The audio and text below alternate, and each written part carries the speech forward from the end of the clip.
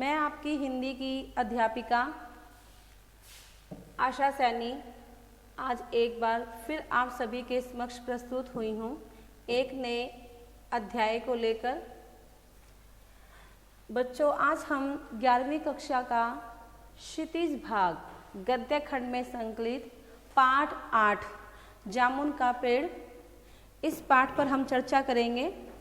लेकिन इस पाठ पर चर्चा करने से पहले जो हमारे आज के समय की सरकारी कार्य प्रणाली है उसके ऊपर मैं थोड़ा प्रकाश डालना चाहती हूँ, क्योंकि यही हमारा पाठ का उद्देश्य है। आपको पता है कि आज अगर एक आम व्यक्ति को, एक सामान्य व्यक्ति को सरकारी कार्यालय में जाकर अपना काम करवाना होता है तो उसके लिए उसे पता नहीं कितने ही चक्कर लगाने पड़ते हैं। क्यों? क्योंकि आज का जो समय है वो ऐसा बन गया है कि बिना अफसर को रिश्वत दिए हमारा कोई आगे कार्य पूरा नहीं हो पाता। ठीक है, तो जो सामान्य व्यक्ति है वो तो सरकारी दफ्तर के चक्कर लगाते ही रहता है, लेकिन फिर भी उसका वो कार्य पूरा नहीं होता। तो हमारा जो ये पाठ है, इसके जो लेखक है कृष्ण चंद्र जी, उन्होंने इस पाठ में क्या बताया है कि एक व्यक्ति के ऊपर पेड़ गिर जाता है। बहुत जोर का आंधी तूफान उस समय आया होता है और एक पेड़ उखड़कर वहाँ एक व्यक्ति पर गिर जाता है। तो उस व्यक्ति के ऊपर वो पेड़ तब तक गिरा रहता है जब तक कि सरकारी कार्यालय से उसके लिए आगे से कोई आदेश नहीं आता। अगर वहाँ खड़े हुए लोग चाहते तो वो उस पेड़ को हटा भी सकते थे और उस व्यक्ति की जान बचाई जा सकती थी। नहीं, लेकिन ऐसा कुछ भी नहीं हुआ। उसकी जो फाइल थी उसको आगे और आगे सरका दिया जाता है। कभी उसको हार्टिकल्चर विभाग में भेजा जाता है, कभी उसको कल्चर डिपार्टमेंट में भेजा जाता है, कभी उसको मेडिकल डिपार्टमेंट में भेजा जाता है और ये कहकर टाल दिया जाता है कि ये केस हमारे विभाग से संबंधित नहीं है। तो आज हम इसी पाठ के ऊपर चर्चा करेंगे। सबसे पहले जो हमारा मुख्य बिंदु है वो है जामुन के पेड़ के नीचे आदमी का दबना। तो इसमें क्या बताया है लेखक ने कि रात को आंधी चलने से सचिवालय के पार्क में खड़ा जामुन का पेड़ गिर गया। सुबह माली ने देखा कि उसके नीचे एक आदमी दबा पड़ा है। उसने तुरंत ये सूचना चपरासी को दी। चपरासी दौड़ता हुआ क्लर्क के पास गया। क्लर्क सुपरिटेंडेंट के पास गया और सुपरिटेंडेंट दौड़ता हुआ लॉन में आया।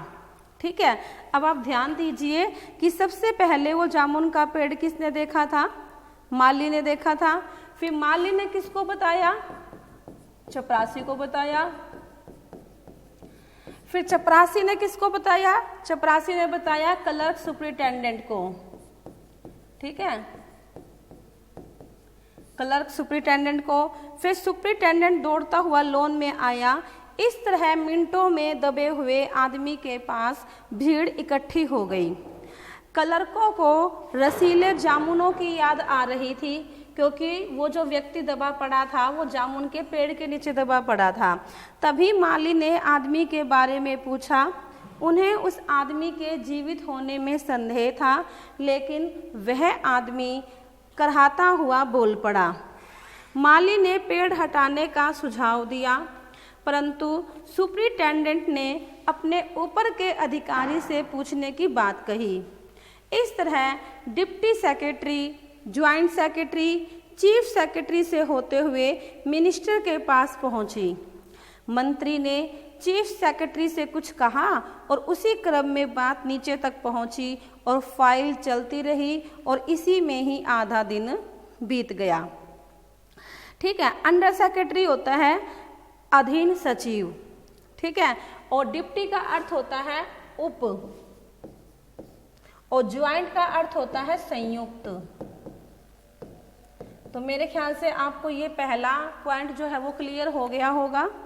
ठीक है, तो ये बात जो है वो चलती रही, उसकी फाइल को आगे पहुंचाते रहे और इस तरह आधा दिन बीत गया। ठीक है, और वो जो बेचारा व्यक्ति दबा पड़ा था वो वैसा का वैसा ही रहा। दूसरा जो हमारा इसमें पॉइंट है, जो बिंदु है वो क्या है? सरकारी विभागों का निराशाजनक व्यवहार। अब भाई आधा दिन तो बीत गया था। दोपहर तक पेड़ के चारों ओर भीड़ इकट्ठी हो गई। कुछ मनचले क्लर्क सरकारी अनुमति के बिना पेड़ हटाना चाहते थे, ठीक है, क्योंकि वहाँ कुछ क्लर्क खड़े हुए थे तो वो ऐसे ही मन चले थे, यानी कि अपने मन मौजी के मन के अनुसार काम करने वाले। लेकिन उसी समय सुपरिटेंडेंट फाइल लेकर भागा भागा आया और कहा कि हम लोग व्यापार विभाग से संबंधित हैं। बच्चों ध्यान दीजिए, सबसे पहले आया था व्यापार विभाग, ठीक है। तो उन्होंने क्या कहा कि हम तो व्यापार विभाग से संबंधित हैं और मैं इस फाइल को अर्जेंट मार्क करके कृषि विभाग में भेज रहा हूँ। कहाँ भेज दिए उसने फाइल को? कृषि विभाग में। यह काम कृषि विभाग का है। दूसरे दिन कृषि विभाग ने पेड़ हटवाने की जिम्मेदारी व्यापार विभाग पर डाल दी। तो देखिए, व्यापार विभाग ने तो अपनी जिम्मेदारी किसके ऊपर डाल दी थी? कृषि विभाग के ऊपर। और कृषि विभाग ने फिर वही जिम्मेदारी वापस किसके ऊपर डाल दी? व्यापार विभाग पर। व्यापार विभाग ने पुनः कृषि विभाग पर जिम्मेदारी डालकर अपना पल्ला झाड़ लिया, ठीक है, उन्होंने अपना पल्ला झाड़ लिया। दूसरे दिन भी फाइल चलती रही। शाम को इस मामले को हार्टिकल्चर विभाग के पास भेजने का फैसला किया गया। ध्यान रखिए, दो विभाग, व्यापार विभाग, कृषि विभाग आ चुके हैं। उसके बाद आएगा आपका हार्टिकल्चर विभाग, ठीक है, क्योंकि यह फलदार पेड़ था। अब हार्टिकल्चर विभाग क्या होता है? उद्यान कृषि विभाग, जिसमें आपके कृषि से संबंधित, बाग बगीचों से संबंधित मामले होते हैं। और क्योंकि यह फलदार पेड़ था और एग्रीकल्चर डिपार्टमेंट ही अनाज और खेती बाड़ी के मामलों में फैसला करने का हक रखता था, ठीक है। तो व्यापार विभाग ने अपना पल्ला झाड़ के कृषि विभाग पर डाल दिया, कृषि विभाग ने फिर से व्यापार विभाग पर डाल दिया। फिर उसका जो मामला था, जो उसकी फाइल थी, वो हार्टिकल्चर विभाग के पास चली गई, ठीक है। उसके बाद क्या था? हार्टिकल्चर विभाग द्वारा पेड़ काटने से मना करना। चारों तरफ पुलिस का पहरा था, मगर एक पुलिस कांस्टेबल को दया आ गई और उसने माली को दबे हुए आदमी को खाना खिलाने की इजाज़त दे दी कि भाई ये बेचारा कल से यहाँ पे गिरा हुआ है, दबा हुआ है, भूखा है, तुम इसे कम से कम खाना तो खिला दो। तो माली ने दबे हुए आदमी से कहा, तुम्हारी फाइल चल रही है, उम्मीद है कि कल तक फैसला हो जाएगा, ठीक है। तो उसने क्या कहा? भी तुम्हारी फाइल चल रही है, उम्मीद है तुम्हारा कल तक फैसला हो जाएगा। लेकिन उसके बाद क्या हुआ? दबा हुआ आदमी कुछ नहीं बोला और उसने क्या किया? उसने ये कहा, माली ने पेड़ के तने को ध्यान से देखकर कहा, अच्छा हुआ कि तना तुम्हारे कूल्हे पर गिरा, अगर कमर पर गिरता तो रीढ़ की हड्डी टूट जाती। दबा हुआ आदमी फिर भी बेचारा कुछ नहीं बोला। माली ने उसके परिवार के बारे में पूछा तो दबे हुए आदमी ने स्वयं को लावारिस बताया। लावारिस का अर्थ होता है जिसके मतलब कोई भी रिश्तेदार न हो, भाई बहन न हो, माता पिता न हो, कोई भी जान पहचान वाला न हो। तो माली खेद प्रकट करता हुआ वहाँ से हट गया। तीसरे दिन हार्टिकल्चर विभाग से जवाब आया कि आजकल पेड़ लगाओ स्कीम जोर शोर से चल रही है, अतः जामुन के पेड़ को काटने की इजाज़त नहीं दी जा सकती, ठीक है। उसके बाद क्या हुआ? पेड़ को बचाने के लिए लोगों के सुझाव देना, ठीक है। तो हार्टिकल्चर विभाग द्वारा पेड़ काटने से मना करने पर वहाँ खड़े लोग पेड़ को बचाने के लिए अपने अपने सुझाव देने लगते हैं। एक मनचले ने आदमी को ही काटने की बात की क्योंकि इससे पेड़ बच जाएगा। देखिए बच्चों कि यहाँ पर जिंदा व्यक्ति की परवाह नहीं कर रहे हैं लोग, उन्हें पेड़ की चिंता है क्योंकि वो पेड़ उन्हें मीठे मीठे रसीले जामुन देता था। तो उन्होंने लोगों उस आदमी की परवाह नहीं की, बल्कि वो उस पेड़ की ही चिंता कर रहे थे। तो दबे हुए आदमी ने इस पर आपत्ति की कि भाई अगर मुझे काटा तो मैं तो मर ही जाऊंगा। काटने का सुझाव देने वाले आदमी ने अपना तर्क दिया कि आजकल प्लास्टिक सर्जरी उन्नति कर चुकी है, यदि आदमी को बीच में से ही काट कर निकाल लिया जाए तो उसे प्लास्टिक सर्जरी से जोड़ा जा सकता है। प्लास्टिक सर्जरी यह आप सभी ने सुना भी होगा।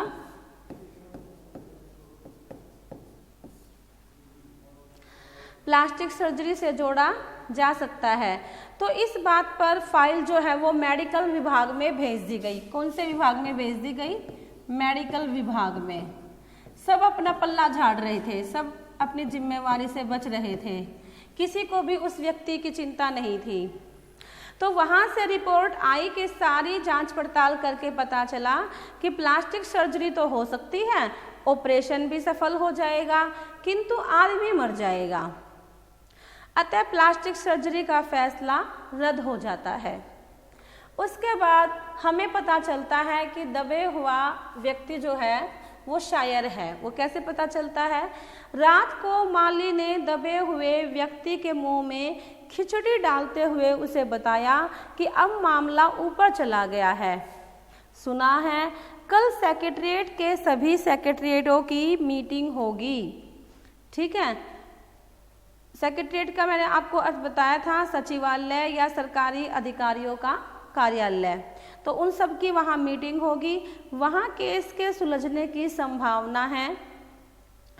विभागों की लेट लतीफ़ी को देखकर दबा हुआ आदमी एक शेर सुनाता है, और वो शेर क्या होता है? ये तो माना कि तगाफुल न करोगे लेकिन। ठीक है, ये तो माना कि तगाफुल न करोगे। तगाफुल का अर्थ होता है विलंब। भाई ये तो मैं मानता हूं कि तुम विलंब नहीं करोगे। विलंब का भी अर्थ क्या होता है? देर।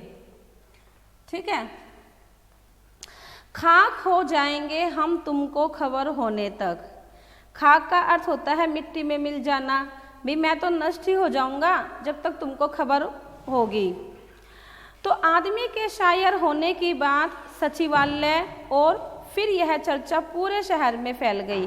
तो जब उसने शेर सुनाया, शेर सुनकर सबसे पहले माली हैरान हुआ, फिर ये पता चला कि भाई ये आदमी तो शायर है, और उसकी ये खबर पूरे शहर में फैल गई। तो वहाँ तरह तरह के कवि व शायर इकट्ठा हो गए। वे सभी अपनी रचनाएं सुनाने लगे। कई क्लर्क उस आदमी को अपनी कविता पर आलोचना करने को मजबूर करने लगे। जब सब कमेटी को यह पता चला कि उसने यह मामला कल्चरल डिपार्टमेंट, जितने भी हमारे सांस्कृतिक कार्यक्रम होते हैं वो सारे कल्चरल डिपार्टमेंट के अंतर्गत आते हैं। तो भाई जब उनको ये पता चला कि भाई ये जो मामला है वो कल्चरल डिपार्टमेंट के पास पहुंच गया। ठीक है, तो साहित्य अकादमी के जो सचिव के पास उसकी फाइल पहुंची, और सचिव उसी समय उस आदमी का इंटरव्यू लेने पहुंच गया। दबे हुए आदमी ने बताया कि उसका उपनाम ओस है। बच्चों ध्यान रखना, जो आदमी दबा हुआ था उसका उपनाम क्या था? ओस। ठीक है, और कुछ दिन पहले ही उसका लिखा हुआ ओस के फूल गद्य संग्रह वो प्रकाशित हुआ है। क्या नाम था? ओस के फूल, और ये उसका गद्य संग्रह था। गद्य संग्रह आपको पता ही होता है, जिसमें आपके पाठ, कहानी, रिपोर्टाज, संस्मरण, उपन्यास, यात्रा वृतांत, जीवनी, डायरी, ये सब आते हैं। उसे हम गद्य खंड कहते हैं। तो सचिव ने आश्चर्य जताया कि इतना बड़ा कवि उसकी अकादमी का सदस्य नहीं है। तो आदमी ने कहा, भाई मुझे पेड़ के नीचे से निकालिए, तभी तो मैं आपकी अकादमी का सदस्य बन पाऊंगा। अगर मैं जिंदा रहा तो, और अगर मैं मर ही गया तो मैं आपके अकादमी का क्या सदस्य बनूंगा। तो सचिव उसे वहां से निकालने का आश्वासन देकर चला गया। ठीक है, उसके बाद है पेड़ काटने में विदेश विभाग द्वारा उत्पन्न बाधा। तो शाम को माली ने बताया कि कल वन विभाग वाले पेड़ काट देंगे। माली खुश था। दबे हुए आदमी का स्वास्थ्य जवाब दे रहा था, क्योंकि बेचारे को 2-3 दिन हो गए थे पेड़ के वो नीचे दबा हुआ था, कोई उसकी परवाह नहीं कर रहा था, उसकी फाइल को आगे आगे पहुंचाया जा रहा था। दूसरे दिन वन विभाग के लोग आरी कुल्हाड़ी लेकर आए तो विदेश विभाग के आदेश से, अब बारी आ गई है विदेश विभाग की, ठीक है, तो विदेश विभाग के आदेश से यह कार्य रोक दिया गया। अब क्यों रोक दिया भाई? अब उसमें क्या समस्या थी, क्या बाधा थी? तो वास्तव में यह पेड़ पिटोनिया राज्य के प्रधानमंत्री ने सचिवालय में 10 साल पहले लगाया था। पिटोनिया राज्य के प्रधानमंत्री ने, ठीक है, और वो कब लगाया था? 10 साल पहले। तो भाई उसको काटने से इसलिए रोक दिया गया कि अगर हम इस पेड़ को काट देंगे तो दोनों राज्यों के संबंध बिगड़ जाएंगे। पिटोनिया जो है सरकार वो राज्य को बहुत सहायता देती है, अतः दो देशों के संबंधों को मधुर बनाने के लिए एक आदमी के जीवन का बलिदान दिया जा सकता है। तो विदेश विभाग ने भी वो पेड़ काटने से मना कर दिया। अब है पेड़ काटने की अनुमति मिलना। अंडर सेक्रेटरी ने बताया, अंडर सेक्रेटरी का मैंने आपको अर्थ बताया था अधीन सचिव, कि प्रधानमंत्री विदेश दौरे से सुबह वापस आ गए हैं, अब वे ही निर्णय देंगे। तो शाम के 5 बजे स्वयं सुपरिटेंडेंट कवि की फाइल लेकर आया और चिल्लाया कि प्रधानमंत्री ने सारी जिम्मेवारी स्वयं पर लेते हुए पेड़ काटने की अनुमति दे दी। कल यह पेड़ काट दिया जाएगा। तुम्हारी फाइल पूरी हो गई। परंतु कवि का हाथ ठंडा था, आंखों की पुतलियां निर्जीव और चींटियों की एक लंबी कतार उसके मुंह में जा रही थी। तो ये जो सारे संकेत थे वो किस तरफ इशारा कर रहे थे? वो इशारा कर रहे थे कि जो व्यक्ति था, जो कवि था, वो मर चुका था, ठीक है, क्योंकि उसका हाथ भी ठंडा हो गया था। ये सारे लक्षण बता रहे हैं कि वो व्यक्ति मर चुका था। आंखों की पुतलियां जो कोई भी रिएक्शन नहीं कर रही थी, ठीक है, और जो चींटियां थी जिसे हम कहते हैं ये कीड़ी जिसे हम बोलते हैं, तो उसकी जो पूरी एक लाइन बनी हुई थी और वो कवि के मुंह में जा रही थी, ठीक है, क्योंकि वो बेचारा इतने दिन से वहाँ पड़ा हुआ था, क्योंकि उसके जीवन की फाइल भी पूरी हो चुकी थी। तो बेटा आपने देखा कि कैसे एक व्यक्ति का जो जीवन है वो बलिदान हो जाता है, और किसके ऊपर? हमारी सरकारी कार्य प्रणाली के ऊपर। अगर वो चाहते तो उस व्यक्ति को वो निकाल सकते थे पेड़ के नीचे से, उस पेड़ को हटाया जा सकता था, उस कवि की जान बचाई जा सकती थी। लेकिन लोगों ने अपने ऊपर जिम्मेवारी नहीं ली। क्यों नहीं ली? क्योंकि आप सभी को पता है कि सरकारी कार्य प्रणाली में काम को टालने की आदत बन चुकी है। कोई भी अपने ऊपर जिम्मेवारी नहीं लेना चाहता, क्योंकि उनको ये होता है कि भाई अगर मैंने इस काम की जिम्मेवारी ले ली और अगर कुछ गलत हो गया तो इसका जो जवाब है वो मुझे आगे देना पड़ेगा। तो सभी अपने स्वार्थ में लिप्त है, सभी को अपने स्वार्थ से ही मतलब है। कोई व्यक्ति जी रहा है, मर रहा है, उन्हें इन सब चीज़ों से कुछ लेना देना नहीं होता। तो आपने देखा कि कैसे कल्चरल विभाग, विदेश विभाग, हार्टिकल्चर विभाग, व्यापार विभाग, ठीक है, और आपका ये कृषि विभाग, तो इन सब विभागों के नाम आए, फाइल को आगे से आगे सरकाते रहे, लेकिन किसी ने भी उस व्यक्ति को बचाने की कोशिश नहीं की। हाँ, अगर वो जो लोग खड़े थे आसपास, जो भीड़ इकट्ठी हो गई थी, अगर वो भी चाहते तो वो उसको बचा सकते थे, क्योंकि सबसे पहले हमारे लिए व्यक्ति का जीवन सर्वोपरि है। अगर व्यक्ति है तो पेड़ तो और भी लगाए जा सकते हैं। पेड़ किस लिए होते हैं? ताकि मनुष्य जो है वो स्वच्छ हवा ले, ठीक है। और अगर व्यक्ति ही नहीं बचेगा तो फिर उस पेड़ का भी क्या फायदा, ठीक है। तो मैंने इस पाठ को आपको अच्छी तरह समझाने की कोशिश की है और मैं उम्मीद करती हूँ कि आपको यह पाठ अच्छी तरह समझ में भी आ गया होगा। धन्यवाद।